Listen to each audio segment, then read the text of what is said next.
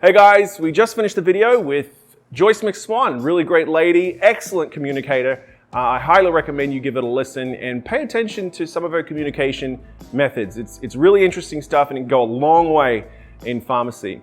Also, I just want to let you know, please share the link at the bottom of this video so that your patients might win a $500 cash giveaway just for telling us why they love you. Enjoy the video. Yeah. Well, good. Okay. Too easy. Good. All right, let's get started. Yes. Okay. Guys, I've got Joyce McSwan here. I was actually listening to a really interesting compilation podcast from Australian Journal of Pharmacy that Joyce was on. And actually, what caught my eye about you was we have very similar opinions on the future of retail. I believe that was you. There was a bunch of compilations thrown in there. So what you had to say had nothing to do with assertiveness, which is what the thing was about, or to do with pain, but your opinion on the future of retail and including AI and technology and all that good stuff. And I was like, oh, me and this lady are like this. So I was very excited. I listened to the whole thing from Australian Journal of Pharmacy. It was really good. And then I reached out to Joyce, and she was lovely and friendly and receptive to my weird advances. And yeah, we got to talking, and so we exchanged a few pieces of information, and here we are. Yes. Yes. Thank you. Thank you, Tyson. Always happy to connect. Yeah, you're most welcome. So we've got a little, we're going to try and keep this as informal as possible, as usual, but I've got a little bit of a structure here just to sort of dig into Joyce and what she does. I'm very interested in the stuff around motivational interviewing and where you go with Painwise. But let's start with, before we dive into that, let's start with Joyce and why you got into this industry. And yeah, let's just start there about you. Yeah, sure.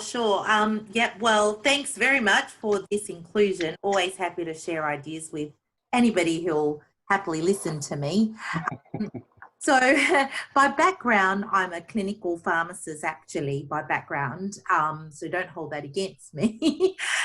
However, I find that as a wonderful core baseline skill. I didn't stay there beyond about sort of, 10 years of my career in there.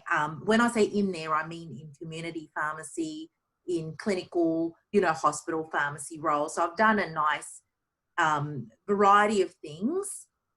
And I realized, I suppose, that my mind was very much an inventor's mind, and I would easily scope gaps in treatment or gaps in systems or gaps in pathways of health.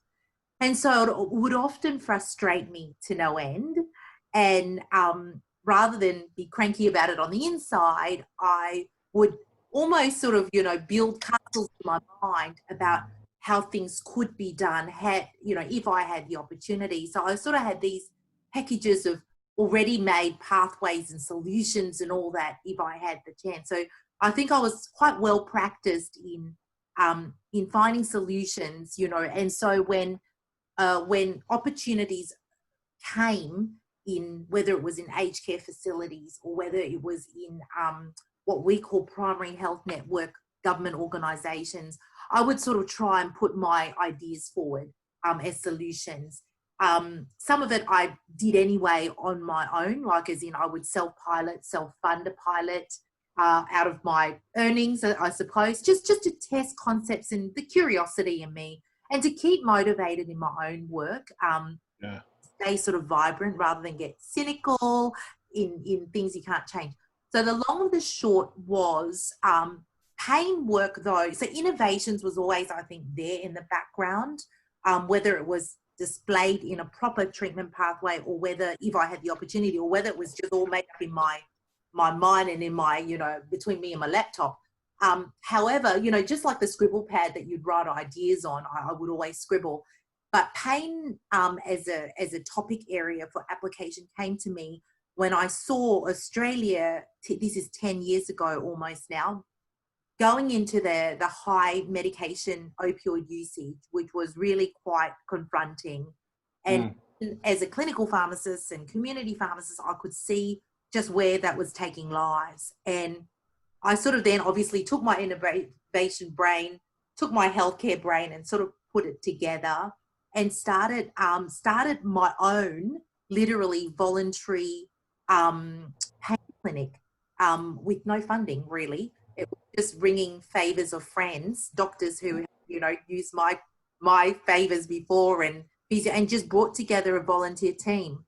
They were all as frustrated and curious as me, so just as well. So I was kind of like, all those meals I cooked for you, it's now. Like what? What did you cook for them? How did you get them to come on? What sort of meals?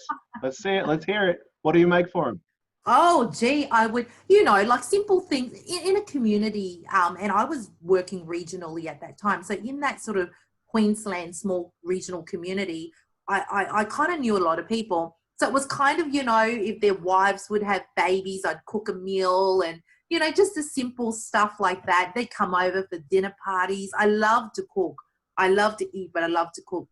She's not telling us. She's not telling us the No, I'm secret beating around the bush recipes. here. Yeah. All kinds. All right, I see how it is. Chinese, Asian, it's all kinds. Baking. Yeah. I love baking. Okay. Yep. So you started together. Sounds like you're really excited about pain, which is a little it's an interesting sentence. But what Yes. you were mostly excited about? I guess if you can make a little dent in pain, it's going to have a big impact. Well, I was excited by the clinical research I have read, and I was always curious. So you've got to be curious about things to be excited about anything. And so always wanting to test theory, but in everyday practice. So for me, what's important is you can hook up the best hypothesis and theory, but can it be operational at the ground level? So my job was to translate that sort of high science language and make it work and be guided by some of that, because, that's useful. Then use and adapt that to practice, to everyday lives, and almost test it for my own mind. So I suppose I was excited with pain because what I saw was you didn't actually have to do much to have a massive impact. So it was selfish of me probably to go, oh, this is an easy in. Of course, when I say easy, I say that tongue in cheek, because it's not by any means once I realized, challenges ahead. But I was curious enough to see the light bulbs in people's minds, to see life changes, even in the littlest impact that I'd done. So it was enough to tell me that there was enough to invest more of myself and my time to operate, a treatment pathway or to help people with their pain. And this is while you're still in a clinical setting. You're sort of. This is all. I don't know what not after hours work mean. I think I've been doing that probably 15 years now. So yes, the day starts at 8 or 9 back then as a formal clinical role till about 4 or 5, and then I do the usual mummy jobs and raise a family, and then my day would start again from sort of 9 to about. Did you say 3? You cut out. No, 12 midnight. Okay, that's I would still, sleep. That's a lot. Yeah, wow. it was my hobby job. It was a hobby job. Yeah. So you got a hobby job in helping people with pain, and so in your clinical setting, you're experimenting with these interviewing techniques, or is this that really great hand drawn, the whiteboard animation that's on your website? All kinds of things. Okay. We're focused on treating patients with pain, like with good education, with good to start off with, because foundationally, if they don't understand what's going on, you can't do anything. So we were focused on that level to start off with. And then after that was obviously navigation to healthcare pathways that were essential. You can't talk forever, but you can get them ready to go beyond that. So we did go beyond that, and we continue to do that in my on the Gold Coast in my pain clinic there. Okay. And so what were some of the more exciting things that sort of went, oh, wow, like I can really do this? Like when you were first starting out that sort of, popped a little bit more energy, like where, you read the research and like, oh, wow. And then you sort of started implementing it. What was some of the sort of early on Well, I little think wins? the patients were the ones who led me through this journey. They were Right. the ones who told me turn right, turn left, and I was listening really hard to the patient. And it was very much a two-way dialogue. And so I took a group of patients literally and worked with them through the initial journey and Mm. saw their lives changing. Probably the biggest one was a lady who literally the day after seeing me, went missing. And I know, and here I thought I was being so great. Engaged, she was on board, we had planned, and she went missing, and the police came to my door and said, Joyce, you last saw her, you were the clinician that last saw her, where is she? And you can imagine I went, I didn't do it, it wasn't. So we all panicked. I rang my local network who also knew her, and it was quite confronting.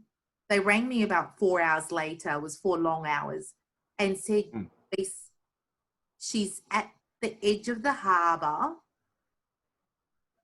like in her car, overdosed Oh. on whatever she had. And I said, what? We had a plan. I didn't know she had that many meds on her. What's going on? She was a wonderful, wonderful, clever lady. She was a nurse even. Yeah. She suffered intense pain in the most horrific way and very undertreated, actually.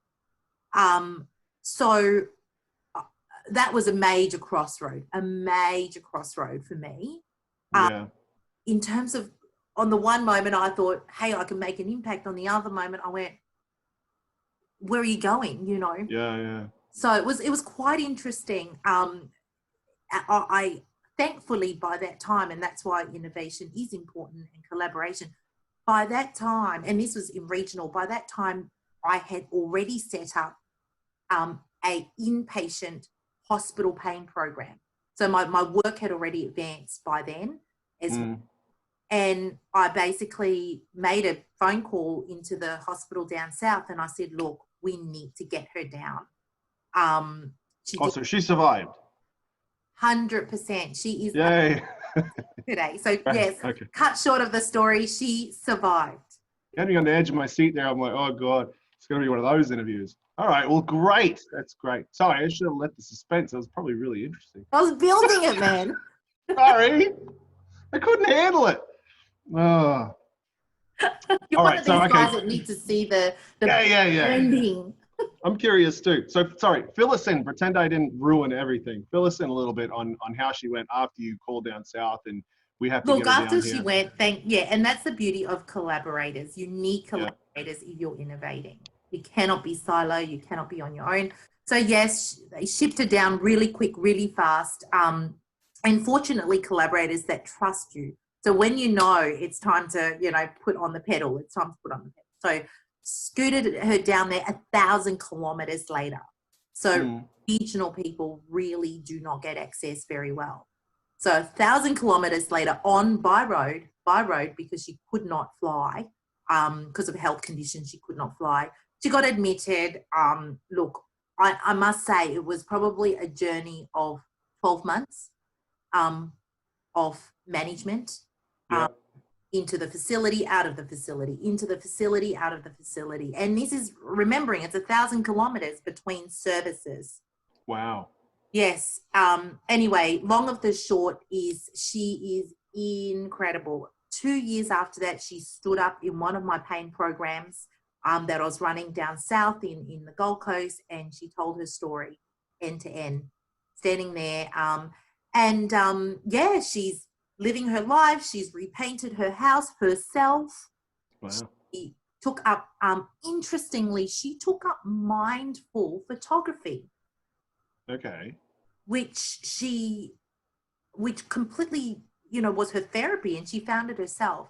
So it's very interesting that when you give people, when you prepare people with all the techniques we know as clinicians, whether it's motivational interviewing, whether it's, education, whether it's reassurance, whether it's support, when you give people good preparation and then you put them on the Ferrari, Yeah. preferably not the little clunky truck, they then can find their way to soar thereafter, and it may not be your solutions in the beginning. Right. Yeah. Oh, I've found with any sort of individual or team engagement that and you'll probably relate to this because you're a creative person, is that when the person's creativity is involved, then not only are they more likely to, that they've invested something, but their engagement is higher. So Yeah. any business owner will tell you that is like, oh, I'll pitch them some crazy idea, and they're like, I like it. Let's see if my team will do it for me, because I don't want to do it. So so the creativity, I'm sure you can relate to that. That's the sort of bridge between how you process information and the information itself. All right. So you've mentioned, I'm really excited about. I do have one question about PainWise. Is this something that you need to be a pharmacist to have this sort of consult with, or could this be front of shop? No. So PainWise is the entity that does a lot of pain management project design right through to therapy as well. So for corporates, for, pharmaceutical companies, or for pharmacies themselves, or for, businesses in healthcare, let's say, yes, we design and, collaborate and innovate pain programs in any way. So it can be based, it can be app-based, it can be treatment-based. So we can design it for different places, of healthcare. So it could be a doctor's surgery coming to us to go, I'd like my own in-house pain program. So we would look at the vision of the place and we would design it to make the patient gets the service they need. It could be, it started out for the pharmacy industry because of my background, because my peers started asking me, Joyce, why don't you come back and do something for us, because we're seeing patients coming in with pain and we don't know what to do. So it was originally designed for that. So there is a very specific professional service program, teaching program that we provide. And also we don't just teach with the clinical aspect, we then help them to pull it together in a commercial aspect as well for sustainability. So we them how to do it in an evidence-based way, though. So it's not selling crap. It's in a very evidence-based way. Yeah. So, but then on the patient side, yes, they can come into also either online consultations, or we've got designated areas where we have acquired government funding for clinics. So on the Gold Coast, which is the mothership of the Pioneer Clinics, there is a right in Varsity Lakes, we've got our pathway that doctors will refer to. It's a proper clinic. Yeah. Okay, very cool. There's quite a few arms. Have you done a lot of pharmacy, like a lot of community pharmacy? Yeah, so on our map, we've trained about 600 pharmacies across Australia. Wow. Yeah, so when you go to our Find a Pharmacy map, and that was one of the things where I would sit in a meeting with, clinicians, and they would sort of go, Joyce, we trust you because we know you, but what do pharmacies know about pain? They just sell stuff over the counter.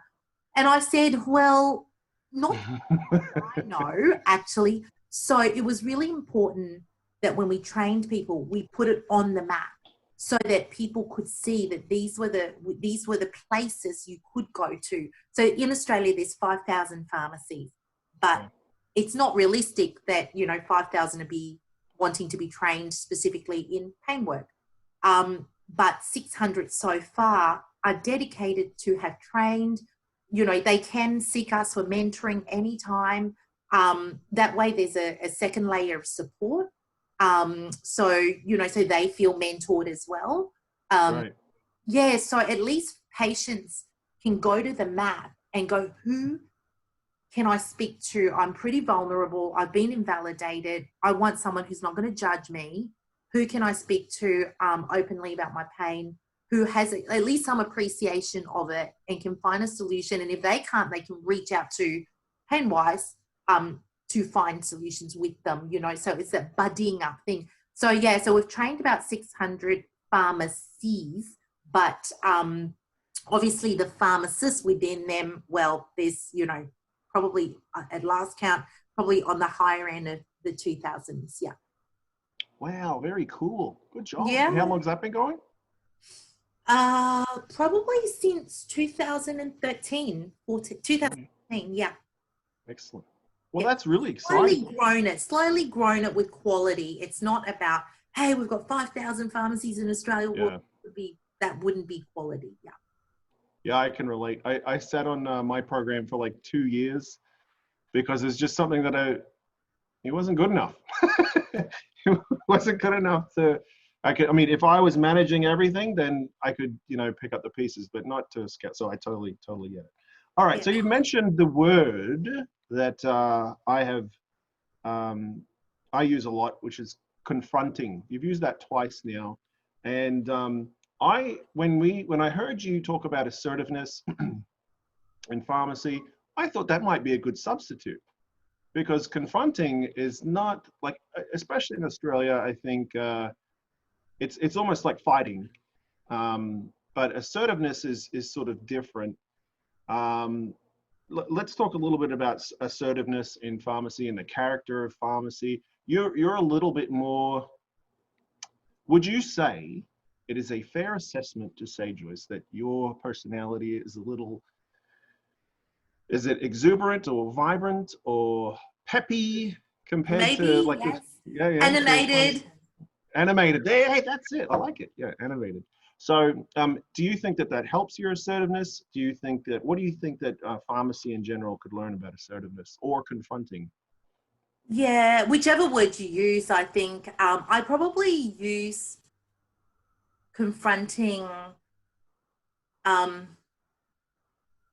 because it's a little bit more scary, like. Yeah, You know, yeah, it is. Yeah. Exposes, to me, assertiveness can feel a little bit more aggressive. Yeah. If you don't kind of unpack that, just by saying the word confronting. Yes, to me, and maybe that's why I've actually not even noticed that I used it. Confronting feels a little bit more like, you know, there's invalidation, there's disbelief, there's you know, there's that sort of I'm worried, I'm scared, I'm fearful kind of thing. And I think maybe in the pain world, and also from the pharmacy side of things, yeah, there can be that element, you know, that can be a barrier towards wanting to either engage with the patient or not, you know, or whether you'd invest the time in to do so or not. In terms of being assertive or communicating in general, I mean, assertiveness for me fits into communication.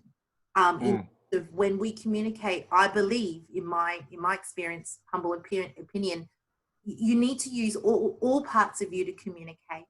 You know, you use your hands appropriately, of course, you use your facial expression, and that can you know, that can provide a lot of emotion as well, and it connects on a subconscious level. Yeah. Because that's where the change is going to happen. You know, the words itself. So you do have to,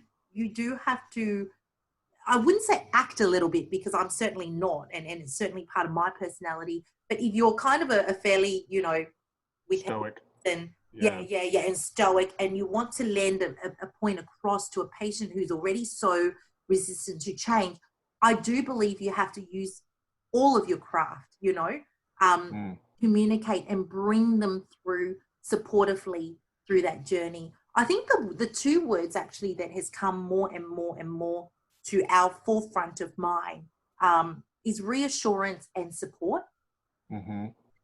So those three words are probably more, you know, probably reassurance, supportiveness, partnership, because partnership is something that has been well tested in clinical science.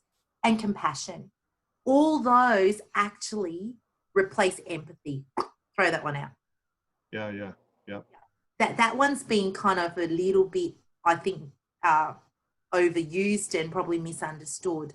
Commercialized, politicized, diluted, prostituted. and not sort of not dimensional enough. You know, it hasn't enough dimensions. It's too simple. It's too two-sided. You know, whereas I think reassurance and support at the number one can reduce a lot of that angst. You know. And the partnership is really important with a patient.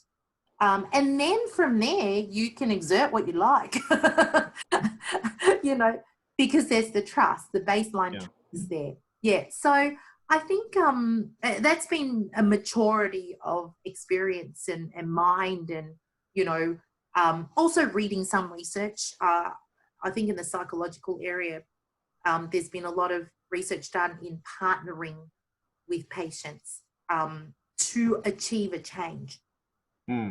Yes. A definition of confrontation that I usually use, but I'm sort of, is it too much? That I really like is supported but put on notice. Yes, sure. So it's like when your kid is, you know, in trouble and you put your arm around him and say, look, you know, I love you. But if you keep doing that, I'm going to insert threat here. So, you know, sort of copy and paste that to the patient interaction where, you know, how might you do that? How might you do that supported? Like if I'm a patient, let's do a fun role play. Okay. If I'm a patient and you've got to be confronting or supportive of me for I don't know whether it's adherence or whatever, how are you going to present that to me? Yeah. So I would always make sure fundamentally that the patient understands that the choice is theirs. That's very good. Yep. really important. And that my role, and this is setting expectations, that's also a very important part. My role is so clarifying my role to the patient, and I would tell the patient this, is to present you with as many choices that is safe and effective. So that's always pretty much set up front. If they're cranky, if they're, you know, annoyed, if they're, you know, invalidated, that's fine, no problem. So you have to have a fairly non-biased, non-judgmental sort of persona when you actually say that, you know, you come in with emotion. It's got to be very, very clear because there's a very important concept called risk propensity that I'll talk about later on. But for the essence of the role play, I would tell the patient, go, okay, I'm hearing, and I would always repeat what they're telling me. So first of all, I would make sure I understand it. So with the patient, I would go, okay, so what I'm hearing is this. Please correct me if I'm wrong. I always say that. You know, you have full permission. I may not get this right. So I'm hearing these. Is that correct? And it could be I'm hearing that you're annoyed because your doctor has decided to change your medication without letting you know. I'm hearing that you're annoyed because the last pharmacist wouldn't give you your repeat prescription, you know. So I would just explain that I understand, get that okay, that yep, you're on the money there. Immediately that already gives, I think, some reassurance that I'm hearing you. I might not be agreeing with you, but I'm hearing you. Then okay, well, my job is to give you some choices as to how we can move forward now that I understand the problem. So I don't mind what you choose. That choice is yours. But I would at least ask maybe that you choose it based on being safe and being effective. So we can make a safe choice, but it might work. We can make an effective choice, but it might be safe. So those two things are what we call quality use of medicines by our sort of ethical, you know, kind of oath sworn type thing. But I will put it simply to the patient to go, is that okay? So I get an agreement with them. And you can probably notice there's some threads of that MI stuff in there, you know? Yeah. I would adapt it and I'll get agreement and this can be done very quickly. I'm just slow-mowing it at the moment. Right. Yeah. So it can be done very, very quickly because I'm also explaining it, sort of add notes on the side and then coming back to the role play. So after that, then I would give them the choice, A, B, C, D, E, 3 choices.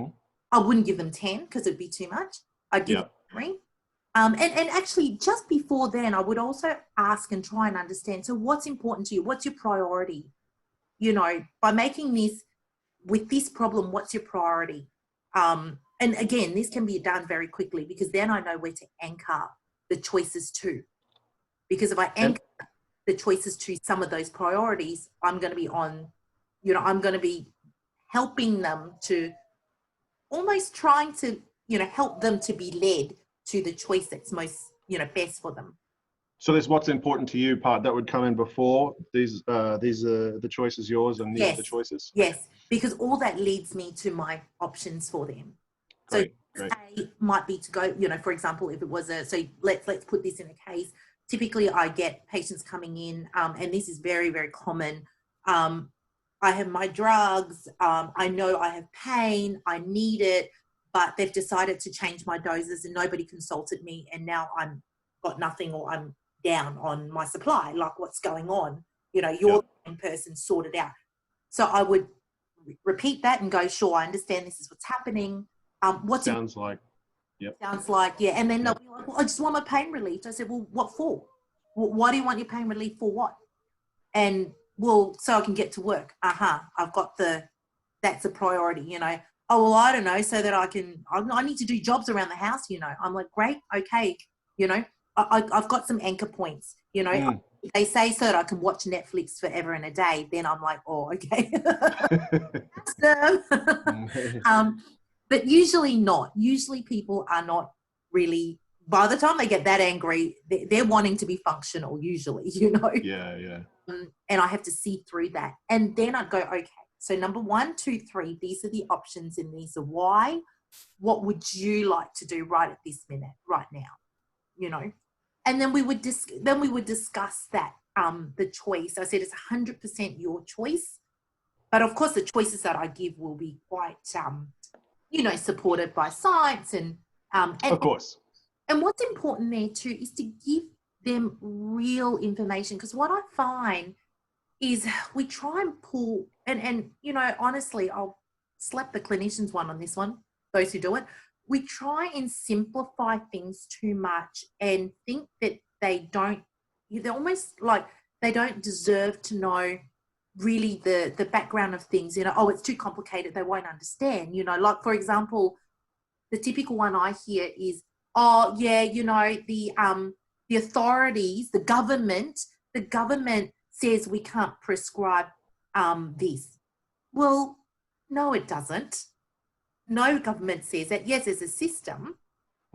Government says we have to have a plan for our prescribing. The government has a 100 milligram morphine daily equivalent cap on things. It didn't say you can't have any, so it's really important to not oversimplify for the patient, because that's where they get anxious, that's where they don't understand, and that's where things become worse. So I explain, where required in this context, some of the rules, and then I go, okay, so with those things that we cannot change, here are some options. Nevertheless, we will find options. Here are the options. Well, I think because you're so willing to build that emotional base, use the E word, but the empathetic base, the supportive base, it's going to be very easy for you to slide that information in, and it's just going to be, if I like to be perfect.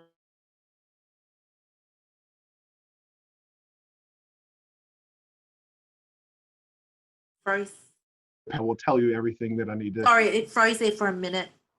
You got me? Yes, I got you. Yeah. Maybe you want to go back. Yeah.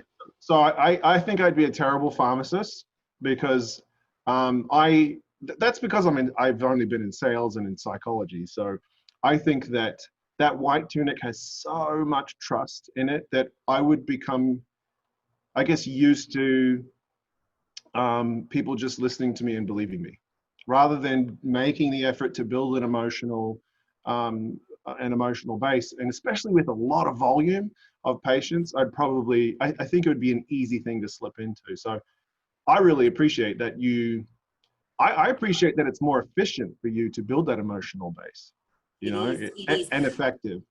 And that's the catch. That's the paradox.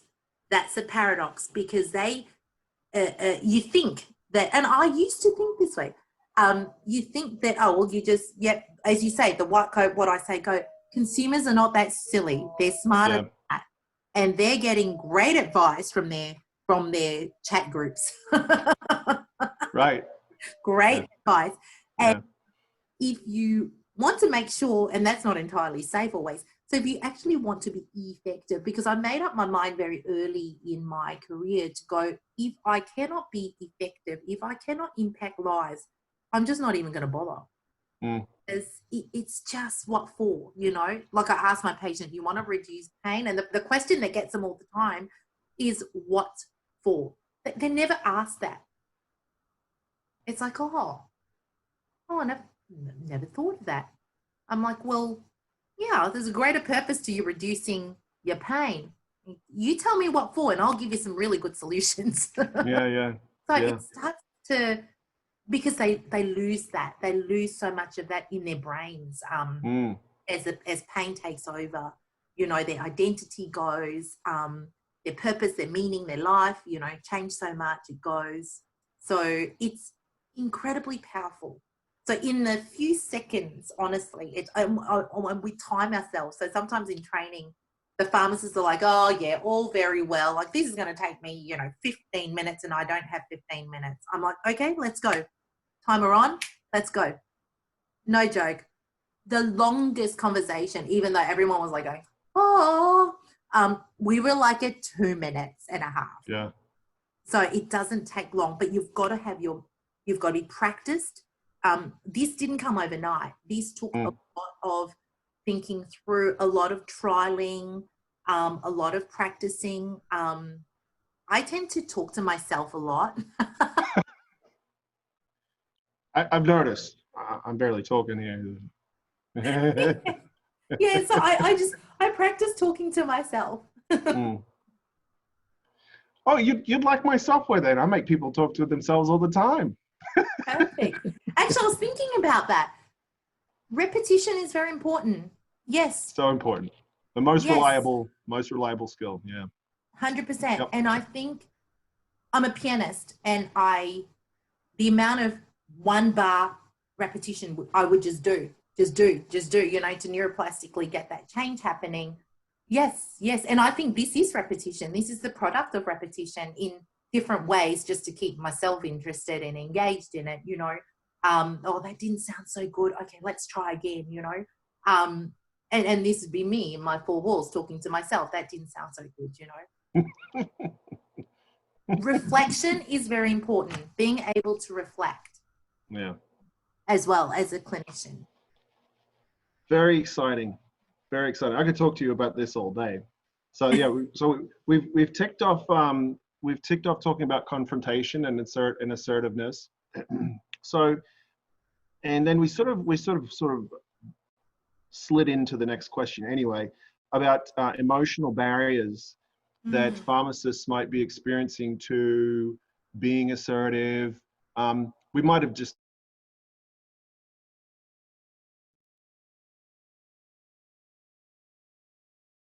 So is it something else? Do you think it's they just don't like that sort of stuff? Did they go into pharmacy so they didn't have to talk about people's feelings?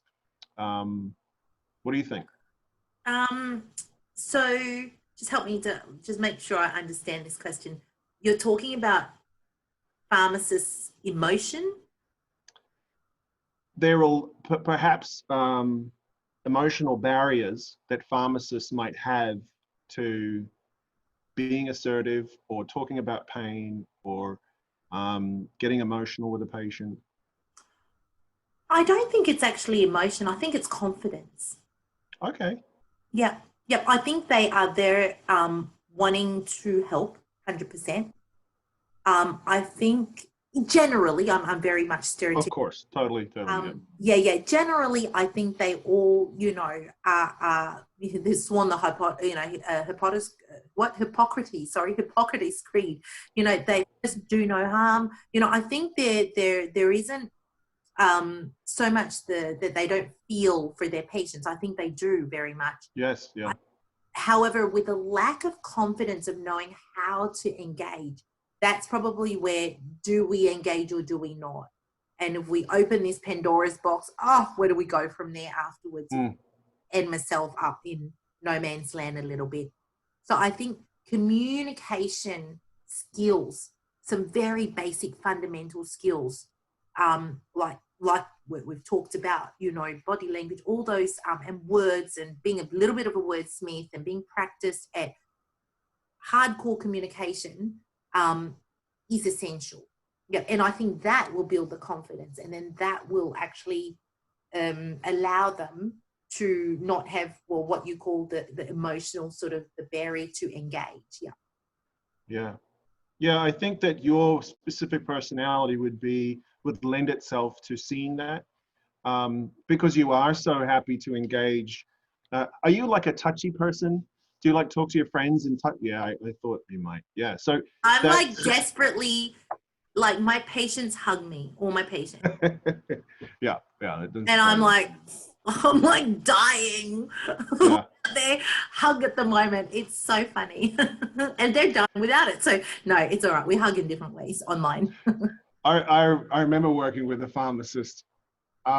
She was so perfect. She was so like, it was like, when they touch you, and it was like, she just wants to say it, human residue. That's what, like, she was like, she doesn't want it. It's so funny.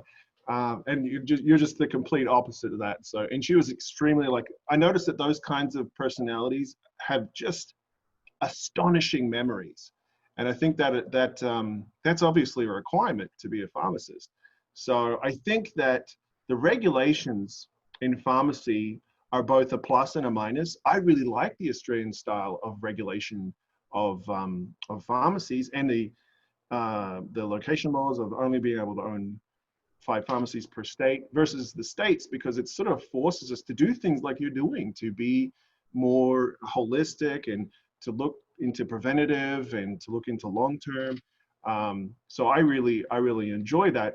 But if you are just looking at if it's just the data, if it's just information, it's going to be very difficult to provide care to the whole person if you're not getting, the rest of exactly what you're doing.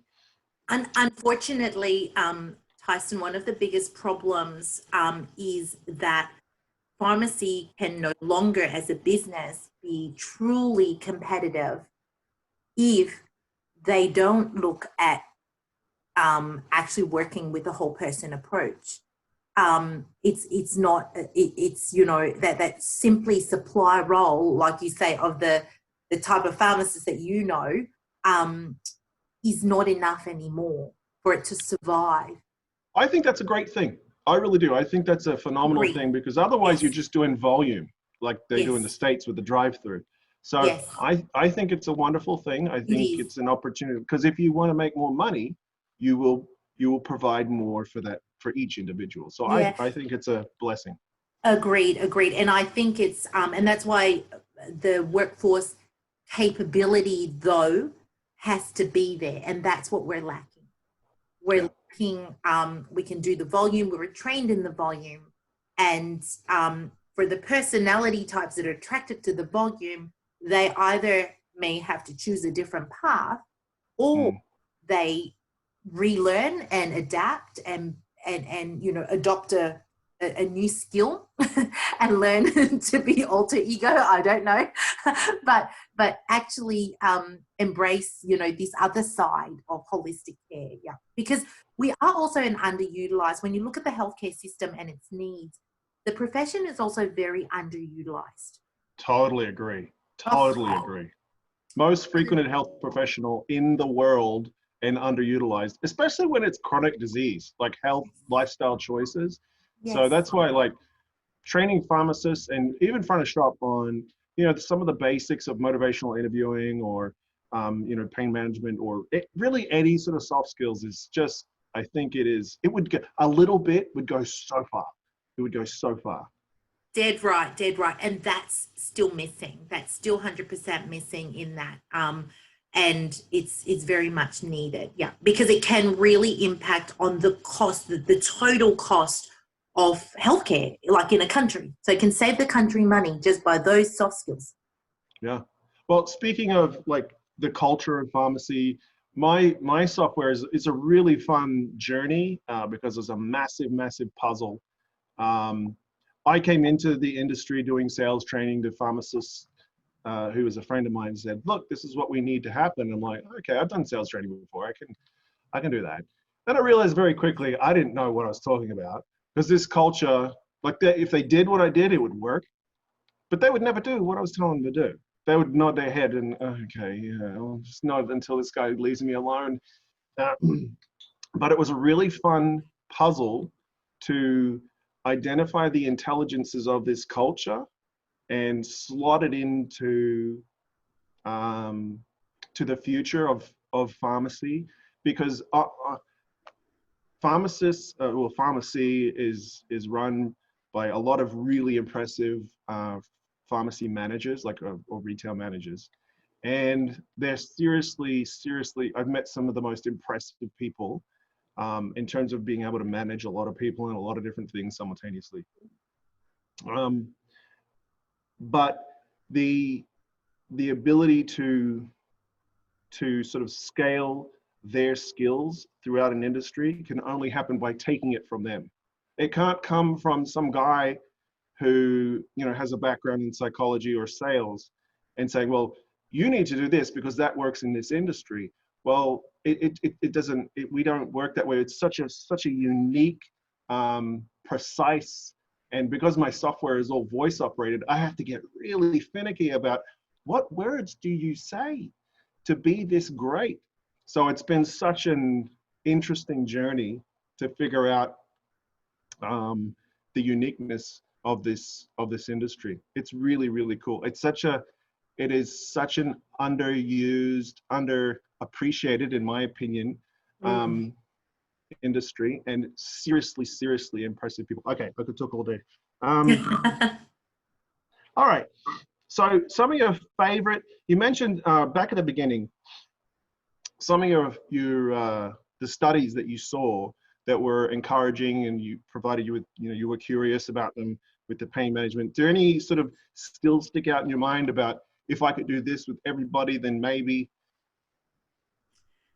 Probably the two things stand out to me. One is this very, very large word called self-management.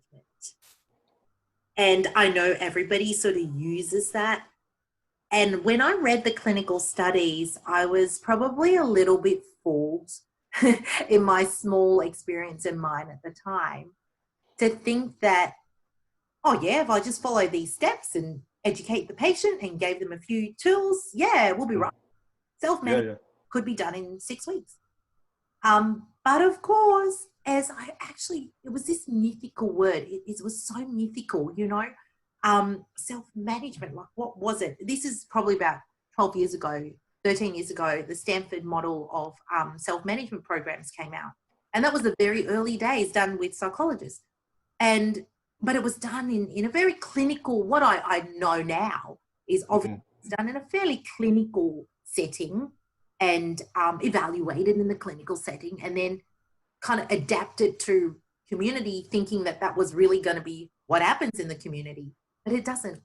So because I'm very primary health focused and my expertise is in community health and mitigating, that, containing that so it doesn't escalate to a tertiary level, because we leave them do what the more urgent stuff and the operation stuff and the urgent stuff.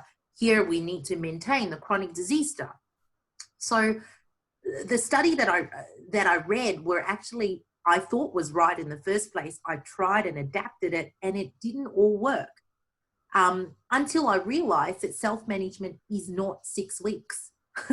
It's misrepresented. Self-management is, depending on the condition, maybe 1 to 4 years. Yeah. And it was really, especially in chronic disease, and that was critical, because designing health pathways, designing health solutions for people had, if it was going to be effective and if it was going to change permanently, had to adopt that realistic mindset about the pathway. So that was number one, like the science guiding that and just evaluating that. And then later on designing my own work and then doing some of our own clinical trials showed that you really needed longer self-management programs. So that was number one. The other interesting, very impactful study that I that I apply a lot to everyday work and life is placebo. The science of placebo and nocebo, and positive versus negative. That's placebo, nocebo. And I love that, because for so long in our pharmaceutical minds, especially when you're pharmacy trained, you think placebo is this thing that you fool patients with, you know, that you just bluff them and that'll be it, you know, and it was inert, that it wasn't anything but a lie. But truth be known, with all the interesting research that I saw, and this one, like this was one that popped out, was the fact that no, in effect, it has a significant therapeutic effect if you know how to work with it. And I use it all the time with my work, with everything. As I said, even communication is a placebo therapy effect. That's why it comes back to being able to educate well is a placebo effect. Because people often, they usually go, oh, gee, I feel so good just talking to you about this. I haven't stuck a needle in them. I haven't taken a pill. I haven't increased their oxycodone dose. And yet they can say to me, so I'm like, what was that? So, you know, so that's placebo. You've induced a positive, you know, flow of endorphins, and that was powerful. That was powerful. Well, I have to, for my content, I have to look at thousands of, like over the years, I've looked at thousands and thousands of studies, and that does something always with no side effects. And so to me, that is, and we have to beat the placebo, of course, but it's still astonishing. It still is really an astonishing thing. And I think that's, you know, when with homeopathy, when I think they sort of poo-poo that a lot. And I get why. I totally understand why, but I think that's why it works too, or, you know, when it does, right? Absolutely, absolutely. And when it works, it's because it's because clearly there's other things involved. There's been reassurance, there's been education, there's been trust, there's been partnering. All those things are there, you know. Yeah. And well, a super diluted thing to actually have an effect, you know. Yeah. And yes, science at the, you know, very evidence-based base might throw it out the bath, you know, throw the water out. But gee, you know, if it has an exerting of an effect and it's not, you know, kind of heroin, problem, you know. Yeah. Actually, it's funny you say that, because I think the guy that implanted that idea in my head, his name's Mario Kalana. He's a beautiful man, and he introduced me to pharmacy, and I'm very thankful. Kalana Pharmacies. Yeah, Matt and Mario. Yeah. In the north side of Queensland. Yeah. Yes, I know them. Yes.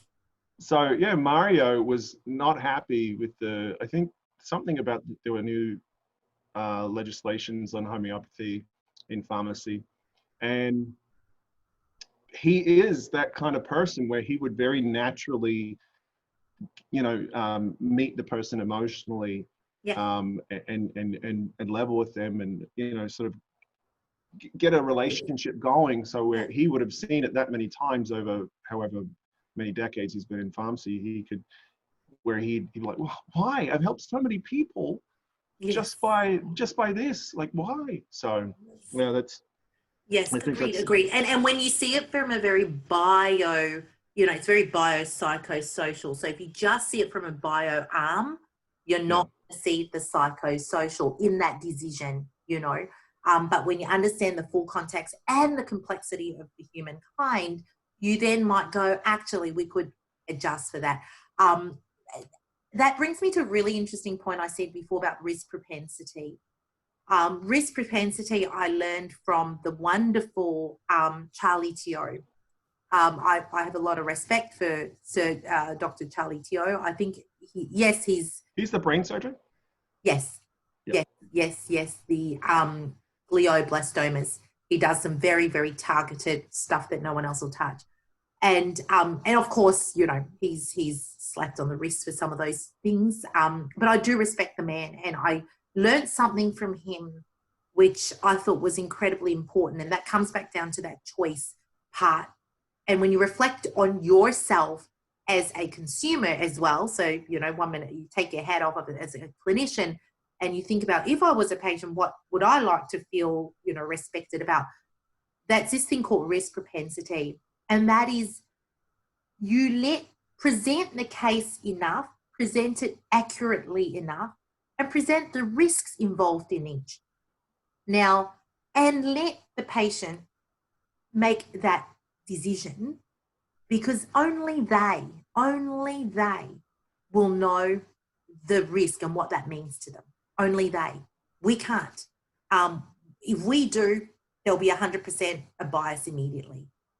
So that's really important. And it's very important in what we call, in my world of medication, and especially opioid use, and within reason, but that's what we call rationalization of therapy. And that's very important. Do you think that you get greater adherence because with the involvement of the patient's creativity in that choice making? Of course, 100%. And I mean 100% adherence, because they made the choice themselves. So no one's ever going to do what they're told to do if they didn't decide to do it, which happens at a subconscious level. The decision making happens there. So if you don't, you're kind of missing it if you're just giving cognitive, you know, data input without going, and that's how we're made. That is how we make decisions, you know, bottom up, not top force down. And that's really important. Now, these things are not taught. We're given cognitive, you know, data sets, you know, side effects, memorize these. And I get it, it's important. But all that's now, Google does that now, you know. Yeah. Anybody can do that. You don't even, you can open book exam these days, you know. You know where to look for it. You don't have to remember it fully. Some basics you do. Like I probably oversimplify that. But in all truth, it's this contextual stuff that should be taught, but is not taught. And you come out floundering with sort of either bad habits or, you know, picked up skills on the run, which doesn't work. It's random, you know. Yeah. I think you're mostly about communication. I think that's the biggest part that I've taken away from this conversation with you, is that the communication between patient and pharmacist, and even probably team member, between the lead pharmacist and the team member, is what you're really hanging your hat on here. So what do you see for the future? Like, what's your vision of the future for pain management, for communication in pharmacy? What do you hope and what are your dreams? To upskill from the pharmacy profession, like from even beyond pharmacy, like for multidisciplinary systems, you know, like team members, because obviously I work in that space running the pain clinic. It's very multi-D. Most of the time I'm hanging around allied health and doctors and specialists. Communication with them is to upskill them on how to communicate in the 21st century. So this is great, being able to use our basic skills, but these days in the 21st century, we now have to also communicate on a whole other, you know, technological level. That has its power in itself. That can also go very wrong in itself. You see cyberbullying happening. So that can placebo, nocebo effect, you know. As simple as communicating on SMS text messages with an emoji for our patients changes everything. We can, if we do or don't, for certain, you know, things that we're trying to either remind them about or alert them to, if we do or don't put an emoji in there, it can totally change the tone. So learning how to communicate well fundamentally, and then learning how to communicate in the 21st century, I think all team members really need to understand that, including the psychology of why and how our body works and how our brain works. That on the patient front, yeah, definitely using all the skills you learn from this side in here, on a intentionally is really important, I think, in all aspects of therapy, and in all opportunities to connect. So all the touch points, don't miss a touch point, whether it's a quick phone call, just it is about being that, mindful about it. Of course, we talk about mindfulness, but it is true. It's trying to be very conscious and intentional initially about it till it becomes natural. So that it's just, being aware of it, because it's about getting their change to happen, because that's about changing lives. So trying to use that. So learn it on this side, use it on this side at every opportunity possible. 1 second to 1 minute to an hour, whatever you like. And then, hopefully the goal and the vision is to impact lives. Then have them pass it on. Yeah. It never stops with them. The beauty of all of these, the for what, is for them to be able to return it back to humanity. So they need to return it and share it forward. So nowadays what we have is similarly like this style. I'm actually interviewing my patients now, my graduates, I call them. I don't call them patients after they've graduated from our program. They're our graduates, So they come back and they're graduates sharing their expert experience. And they are experts in their own pain. And so they feel, they rise up 10 centimeters taller by giving back. So when they get that chance to give back, it's incredible. So it's then, it's just giving it back. Yeah. That closes the whole, that's a really nice ecosystem, I think, of care, Yeah. Wow. What a pretty hopeful vision in a time where I had to give myself a haircut because I couldn't even go to the bloody barber. Well, Oh, it was really nice. I like that a lot. So Joyce, it's been really nice getting to know you. I'm very blessed to be able to spend this time with you. Thank you so much. I've learned a lot. I'd love to keep in touch. And sure. hey, best of luck with Painwise. And if people want to reach you, or if they want to work with you, they can go right to. Yeah, love collaborators. I really believe in, and it's not always commercial, there are elements of that. There's legacy work. There's also not reinventing the wheel, because it's taken me so long. I'd hate for people to have to start again and go back, and take another however many years, 10 years or whatever, to reach this point. Like, if I can fast track it for someone, then great. Because there's multitudes to help, and even alone by ourselves, we can't do it. Yeah. So yeah, absolutely happy to collaborate and help. And if everybody does a little bit, we end up painting the whole elephant pink, All right. Thank you so much for your time, Joyce. Thank you. All right. Okay, cool.